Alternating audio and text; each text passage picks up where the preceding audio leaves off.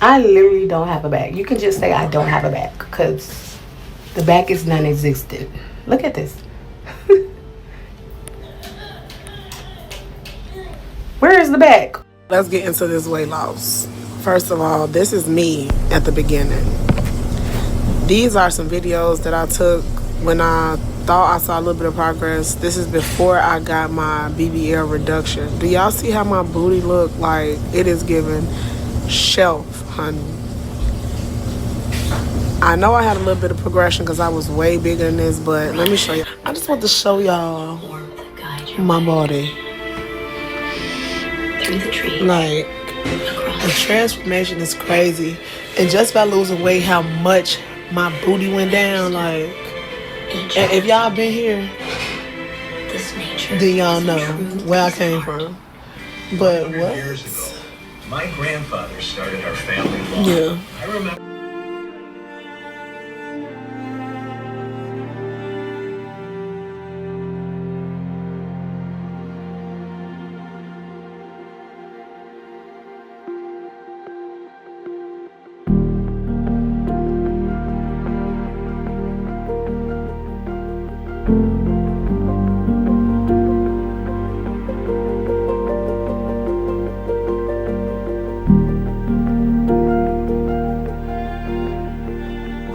As we see, for example, Rihanna, who was recently on stage in New York at the Jay-Z concert, as we see her, what I noticed, some of the comments were saying about her was that it was just refreshing to see a mom and a woman who appears as though she has not altered her body despite her being a major celebrity, right? Because we know when we see Cardi B, when we see various, even Lotto, who recently had a baby, and we see them snap back so quick, we all know that that's just not realistic. We all probably question what they potentially have done to snap back so quickly. And it's rare to see a Rihanna or an Ashanti who kind of takes their time and appears to embrace themselves naturally. And again, I don't know Rihanna's medical history or Ashanti's. I don't know if they've had work done. It's very possible they could have, but I'm speaking about, what they have. I am speaking on what they have showed post baby. And so what really stands out is when we see women like Keisha Cole recently, like Vivica Fox, who indulged in it appears that they indulged in the BBL surgery, and now that as a society we're kind of moving away from that look, it really stands out, and it does not stand out in a good way. And I think what we have to accept is that, again, as a society and as a community, we normalized surgery. And to normalize surgery is to also normalize what comes with that. The complications, the, again, issues that people have years later. The thing that I've talked about, having to explain to your children why your body looks significantly different than theirs, and yet you're telling them to accept how they look. This comes with a lot. And again, I think sort of that normalization of it some years ago, anywhere between 10 and 7 years ago, how we just kind of start normalizing that's just what women do. You just go and get surgery when you don't like something, as opposed to normalizing diet and exercise. If you're thinking about getting a BBL, please, please, do not. I almost died when I got my BBL. I got my BBL back in 2023, so that was about 3 years ago. And I went to Miami. I got it done by a surgeon named Dr. Fisher. And I regret it now because I'm hearing so many stories about how females died from the BBL, and I didn't even know that when I almost died, it was a result of my surgery. I didn't know that it was connected to my BBL until later, learning like, oh, people actually die from the same issue I had that almost killed me. So anyway, I'm 40 years old, and at the time I was 38. Well, 37, doing the math. At the time I was 37. I'm now 40, and I just been really like self-conscious about my body. I was insecure. Like I've grown up with very insecure about my body. I noticed that more girls who had the booty, who had the body, who had the boobs and just was popping everywhere, that they were getting all this attention and all this affection from boys. And so I've learned like, oh, you have to look a certain way to get attention or to be loved or noticed. So I started learning like, okay, I'm noticing all the girls with the big booty is the ones that's getting the attention. So okay, I need to go get a big booty. Mind you, I'm married. Mind you, my husband loves my body. He's not complaining. He's telling me not to get the surgery. He's like, you don't need it. You are fine. Your booty is fine. I love your booty. And I'm just like, no, I gotta get it. So long story short, we fly out to Miami, and I say we because I kind of made him go. I was like, you're gonna go, because if you don't, you're not gonna touch this booty. Don't even think about enjoying this body when I get back. So you better go. But anyway, I get the surgery done, and I did everything right. I wore the compressive socks. I took the medication. I even made pineapple tea because they said it's supposed to manage the swelling. I did everything right. The doctor also said, like, walk around. Make sure you're doing a lot of walks so that you can get the blood circulating in your body and yada yada yada. I was literally setting alarms on my phone to wake up like every 20 minutes, wake up out my sleep to walk around. So I was like, I don't want to die, so I'm gonna do everything right. I set an alarms every 20 minutes. I get up, I'm walking around the hotel, I'm walking around, going up and down the stairs, like just trying to get the oxygen and blood flowing in my body. I'm wearing the compression socks, I'm drinking the pineapple tea. I thought I was so prepared. Like I literally was watching videos for hours. Like I prepared for a whole year watching videos for hours of the females who went to get these surgeries and how they said to prepare. I was like, okay, I'm going to do all of that. Still almost died. And how I almost died? After the surgery, I say about a week later, I'm at home. Now this was like, this is around COVID. So I'm like, okay, let me back it up a little bit. So I get back home and I'm noticing that I'm having trouble breathing, right?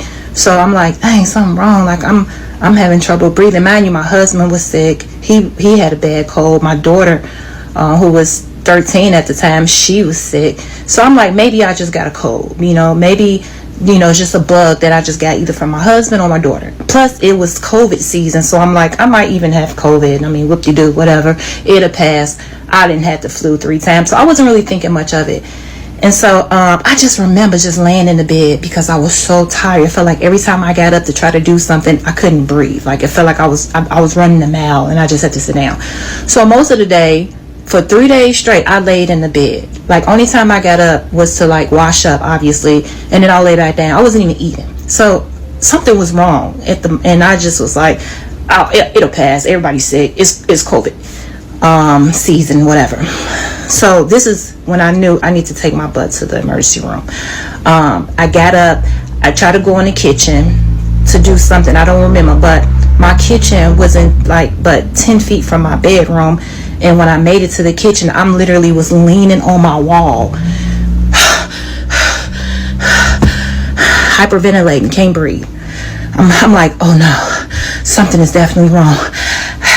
I can't even breathe. Like I was literally gasping for air and couldn't even get it in my lungs. So instead of bothering my husband because he was sick, he laying in the bed just as sick as I am. I grabbed my keys. I didn't even tell him nothing. I grabbed my keys. I jump in my car. I drive myself to the emergency room.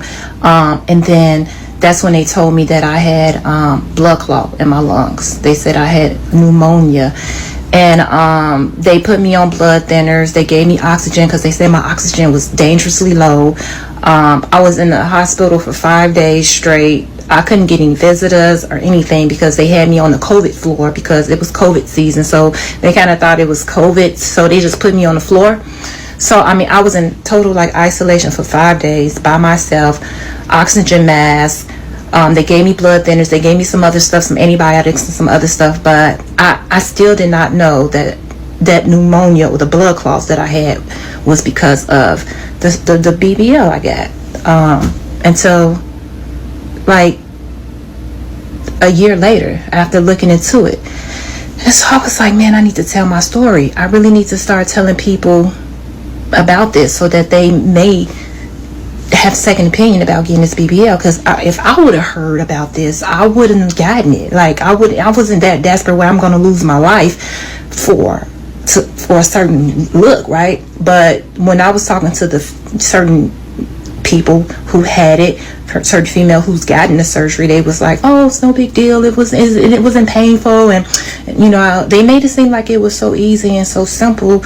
I didn't know there was that big risk like that until afterwards, and then I didn't even realize that I almost died because of that. So I want to tell every female that's watching right now, please do not go and get that surgery. You can go to the gym, you can do squats, you can build your body through muscles. Like I'm telling you can. I know I didn't take my own advice, but I was gullible, I was desperate, I was insecure, and I'm a different person now.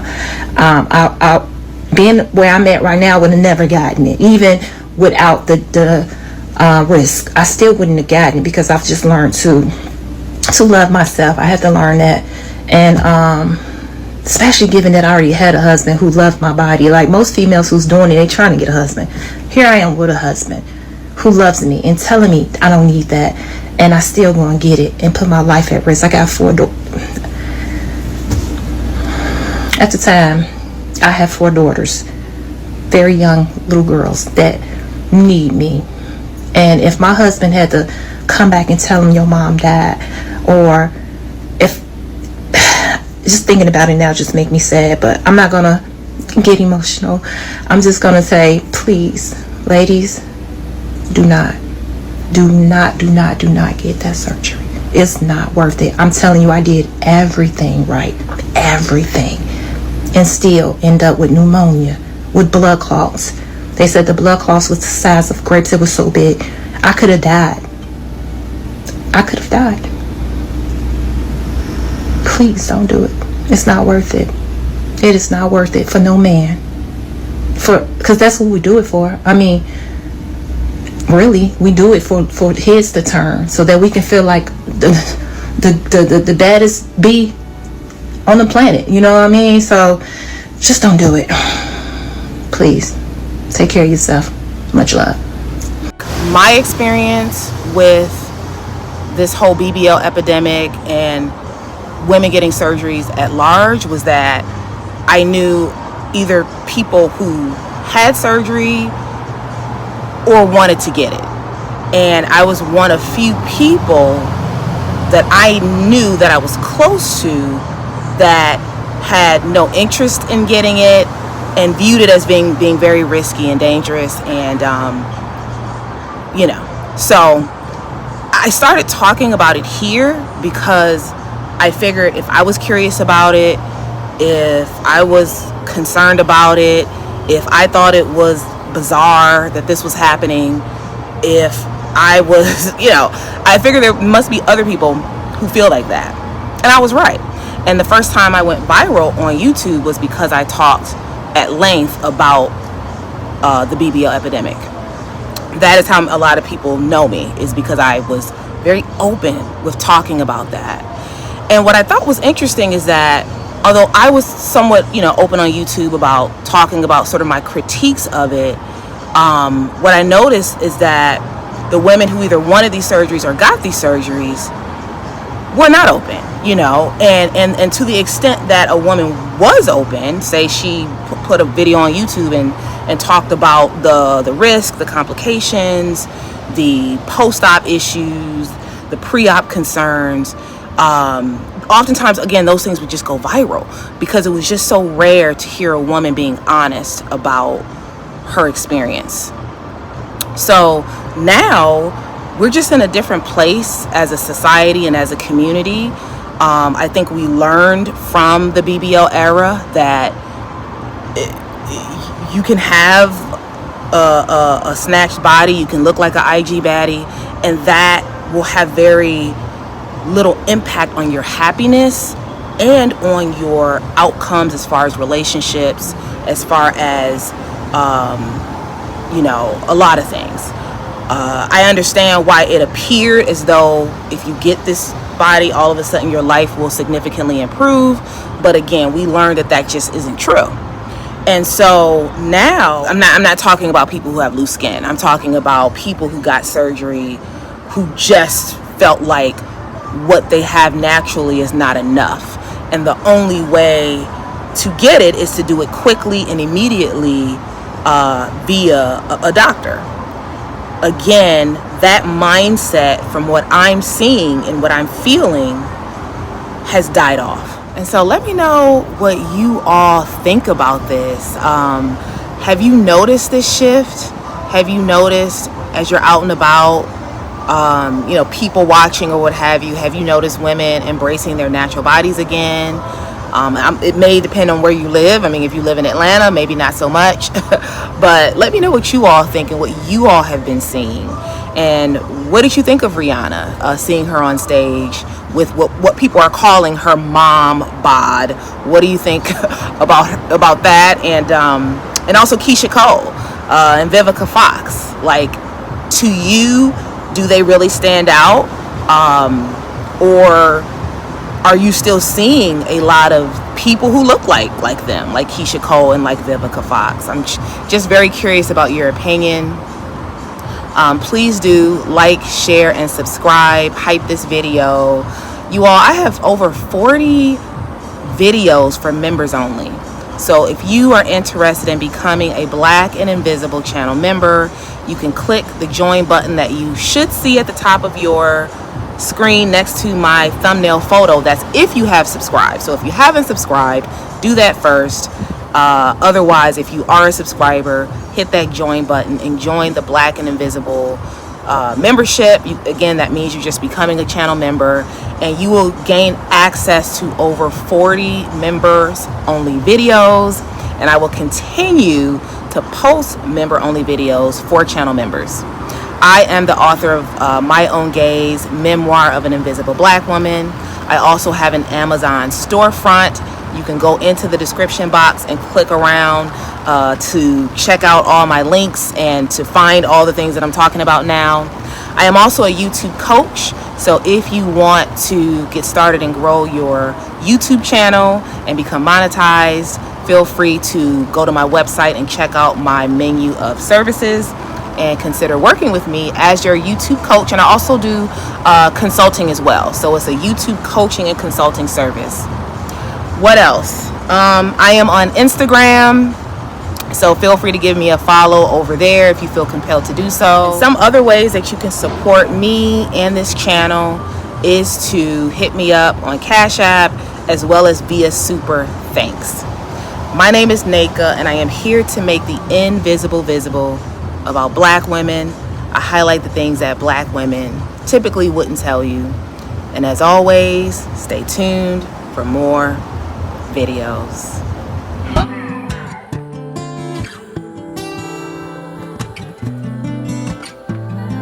Said you needed space, said you needed more time to think, so you went away, but you still would stay in my dream. Now you're back for more. Why you in my reality? My head closed the door, even though my heart just won't leave. That was then, can't go back. Hurts so bad, had to block out the memory. If we try again, start from scratch. You wanna pick up where we left off, but you've been gone away. You've been gone away so long. Since you've been gone away, you've been gone away so long. I forgot your middle name, I forgot your birthday. You still wear cologne the same, like it in the worst way. You've been gone away. Since you've been gone away, you've been gone away. 50-11 days, 50-11 days, 50-11. I lost count of all of the weeks that you have your way. Wouldn't pick a fight when you'd leave. Now you're back for more. Did you find the healing you seek? Or did you realize that I'm everything